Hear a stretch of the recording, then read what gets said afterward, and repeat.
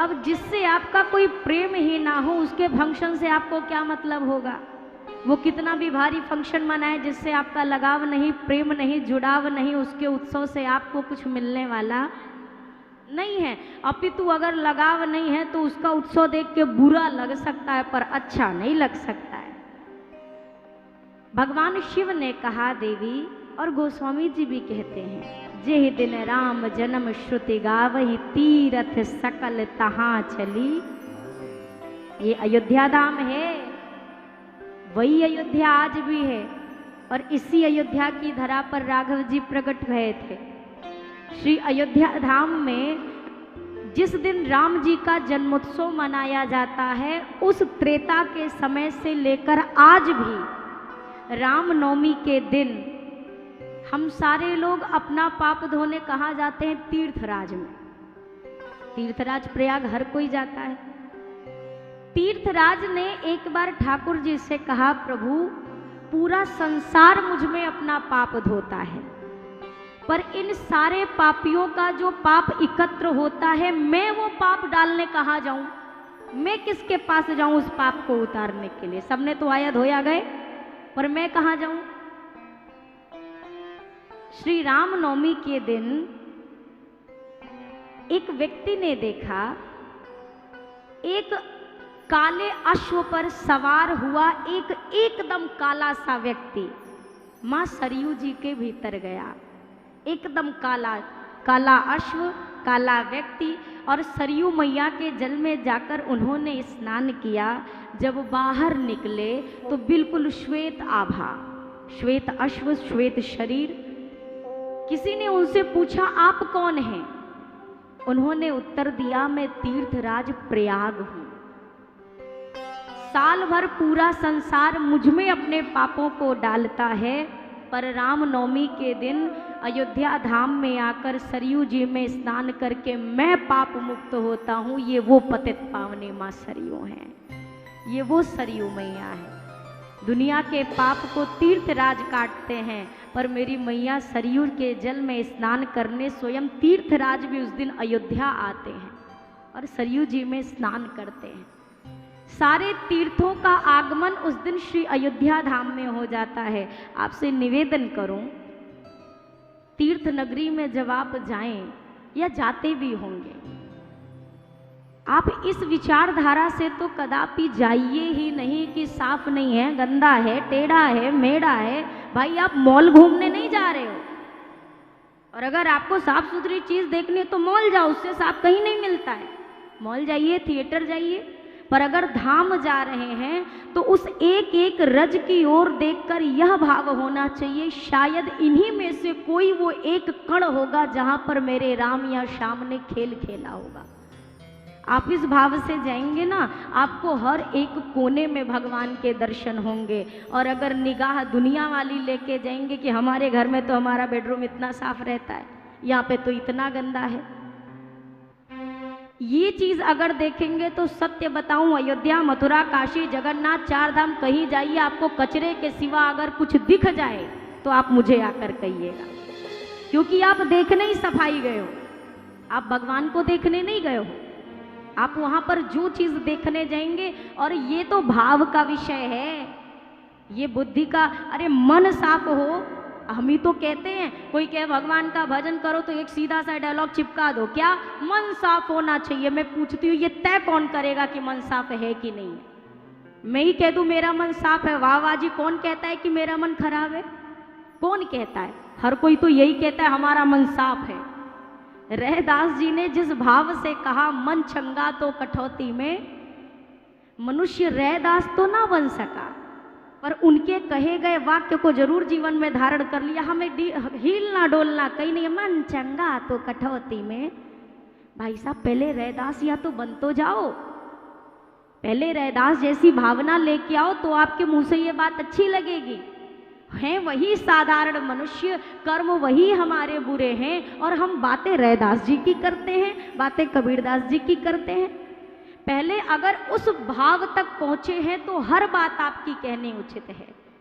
मनुष्य हिलना नहीं चाहता, कहीं जाए ना, कुछ करना ना पड़े। अरे भगवान तो भाव से रीझते हैं, अगर आपने अपने मुंह से कह दिया ना कि मैं बहुत भाव वाला हूं, तो सत्य इस व्यासपीठ से कहती हूं, आपने भाव का भाव ही नहीं जाना है। भाव से भरा व्यक्ति बोल कब पाया है? मुझे दिखाइए। जिसके हृदय में भाव था वो बोला कब? क्या मीरा जी ने बोला? कभी कहा मैं इतना प्रेम करती हूं, मेरे अंदर इतना भाव भरा है? किस भक्त ने कहा कि मैं भाव से भरा हूं? जिसके अंदर कुछ नहीं होता वही बोलता है कि बड़ा भाव है हमारे अंदर। भक्त ने कभी कुछ खुद को भक्त नहीं कहा। भाव से भरे भक्त ने कभी अपने आप को भावुक नहीं बताया। कभी किसी भगवान के प्रेम में पागल व्यक्ति ने अपने को प्रेमी नहीं कहा। ये सारे टैगलाइन हम अपने लिए लेके घूमते हैं, जो हम शून्य हैं, इनमें से हम कुछ भी नहीं हैं, पर सारी चीजें खुद के लिए लागू करते हैं। मैं आपको एक चीज बताऊं, चूंकि अब धाम की चर्चा हो रही है। एक बार एक व्यक्ति पहुंचे वृंदावन गिरिराज की परिक्रमा देने। एक तो बिजी शेड्यूल में से भगवान के लिए टाइम निकालना भी भगवान पे कृपा ही होती है। तो पहुंच गए, वहां से आए अपने गुरुजी के आश्रम में। अब नहीं जाऊंगा मैं कभी, एक बिल्कुल कोई मतलब नहीं है जाने का, मेरे तो आना बेकार हो गया। गुरुजी ने कहा भाई बात तो बता, भया क्या है? यहाँ कचरा पड़ा, वहां पत्तल पड़े, वहां पे गंदगी थी, अरे ओफ मैं तो गलती कर दिया आके। ये किसके विषय में चर्चा चल रही है? वृंदावन के विषय में, ठीक है। इतना गंदगी, अरे मेरे तो पैर दुख गए, ये वो सारी चीजें उसने गुरुजी से कही। एक दूसरा चेला आया और वो नाच रहा था। गुरुजी ने कहा भाई तू नाच क्यों रहा है? बोला मैं तो गिरिराज की परिक्रमा देने गया था। गुरुजी ने कहा ये भी तो वहीं से आ रहे, ये तो रोए रहे हैं, और तुम काहे नाच रहे हो? तुम नाच क्यों रहे हो? तुम्हें ये कह रहे हैं कि बड़ी गंदगी थी, बड़ा कचरा था, बड़े कूड़े पड़े हुए थे, बड़ी वो बहुत गंदी सी जगह थी, सड़कें अच्छी नहीं थी, तुम्हें भी ऐसा ही कुछ दिखा क्या? उसने कहा गुरुजी हमने ये सब तो देखा ही नहीं। कैसे नहीं देखा? तू भी उसी रास्ते से परिक्रमा लगाया, उसने भी वहीं से लगाया। उसने कहा गुरुजी सच बताऊं, जैसे ही मैंने गिरिराज की परिक्रमा शुरू की, शुरू करते ही मैंने देखा मेरे बगल बांके बिहारी आके खड़ा हुआ। हवा चल रही थी, सोवा का पटका मेरी उंगली में, अंगूठी में फंस गया। अब इधर ये पटका फंसा, अब इधर वो लगा भागने, और मैं चिल्लाता रह गया, अरे लाला रुक जा तेरा पटका फट जाएगा, अरे लाला ठहर तो जा, अरे रुक तो जा, फट जाएगा तेरा पीताम्बर। और चिल्लाता रहा, और जब जाकर वो लाला ठाड़ भया, मैंने देखा मेरी परिक्रमा पूरी हो गई। मैंने देखा ही नहीं। जो इस भाव से जाएगा ना, उसको केवल भगवान कृष्ण या राम ही दिखाई देंगे। और अगर आप वहाँ जाकर वहाँ की गलियाँ देखोगे तो एक और निवेदन कर दूं, गंदा करने वाले भी हम ही आप हैं। वो त्रेता की गंदगी नहीं है जो आज दिखाई दे रही है। यमुना माँ को मैला उस समय नहीं किया गया था, वो आज ही किया गया है। तो या तो सफाई का बीड़ा उठा ले तो गंदा कहना हम उचित समझते हैं। धाम में जाइए तो नेत्र में केवल वो अभिलाषा लेकर चलिए। छत्तीसगढ़ से एक बार एक सज्जन आए थे, और ऐसी बिल्कुल मई जून की गर्मी, और आज के बहुत समय पहले की बात है, अब तो सड़कें बाकी सारी चीज़ें बहुत अच्छी सुव्यवस्थित हो गई हैं। बिल्कुल वो कंकड़ीले पत्थर, वो उतरे ट्रेन से, और बस उनके मन में यही भाव आया कि बताओ भगवान जिस धरा पर नंगे पांव सरयू के किनारे खेले, क्या मैं जूते चप्पल पहन के उस भूमि पर चलूंगा? ट्रेन से उतरते ही उन्होंने अपने जूते चप्पल निकाले, पॉलीथीन में रख के बैग में डाल के रख दिया। और जून की वह गर्मी है, कंकड़ पत्थर से भरा रास्ता है, और आज भी वो कहते हैं मुझे एक एक पग पे ऐसा लग रहा था जैसे फूल बिछे। मुझे महसूस ही ना हुआ, ना उस कंकड़ की चुभन, ना पत्थरों की चोट, मुझे कुछ भी नहीं लगा। मैं आपसे प्रथम दिवस से आज ये चौथा दिन है जब मैं अपनी एक बात को दोहरा रही हूँ, आपके हृदय में भाव है ना, जहाँ भाव है वहीं भगवान है। भाव नहीं है तो घर में भी बैठे रहते हैं, ये ऐसे ही तो रहते हैं। पर ऐसे वाले कितनों को मिल गए, और ऐसे वाले हमारे घर पे भी हैं, तब भी आज तक नहीं मिले। अब ना मिलने के पीछे भी वजह है, हमने इनको मूर्ति से अधिक कुछ माना नहीं है। एक विग्रह से अधिक ये हमारे लिए कुछ नहीं है।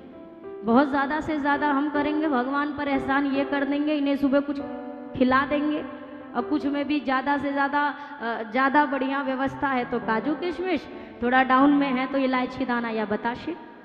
भगवान के लिए इतना काफ़ी होता है। ये तो भगवान है, इनको कौन सी भूख लगती है। अभी अपने आप को 2 टाइम बताशा खिलाइए, 50-50 ग्राम बताशा, एक बार सुबह एक बार शाम। दूसरे दिन बुद्धि खुल जाएगी भाई कि अगर हमें बताशे 2 टाइम नहीं पसंद है तो भगवान को क्यों पसंद आएगा, क्यों अच्छा लगेगा। मानस का ही प्रसंग है, आगे एक आएगी चर्चा। कौशल्या मैया अपने हाथ से भोजन बना के श्री रंगनाथ भगवान के लिए प्रसाद तैयार कर रही हैं। क्या कौशल्या मैया के यहाँ दासियों की कमी है? क्या उनके यहाँ कोई व्यवस्थाओं की कमी है? पर माँ एक तरफ जहाँ राघव जी का पूर्ण लालन पालन, राघव जी को मैया ने किसी दासी के हाथ में नहीं सौंपा है कि तू स्नान करा दे, तू वस्त्र पहना दे। राघव जी की हर एक जिम्मेदारी मैया ने अपने हाथ में ली है। कबहू उछंग कबहू बर पलना, मात दुलारे कही प्रिय ललना। ये वो दशरथ जी की प्रथम रानी है जिन दशरथ जी के संपदा और धन को देखकर धन के राजा कुबेर भी लज्जित हो जाते हैं कि मैं धन का राजा हूं पर मेरे पास इतनी संपत्ति नहीं है जितनी दशरथ जी के पास है। और ऐसी मैया कौशल्या अपने हाथ से अपने लाल जी की देख रेख करती हैं, अपने हृदय से लगा कर रखती हैं। ऐसे घर में भगवान नहीं आएगा तो कहाँ आएगा? पहले इनसे भावात्मक जुड़िए तो सही।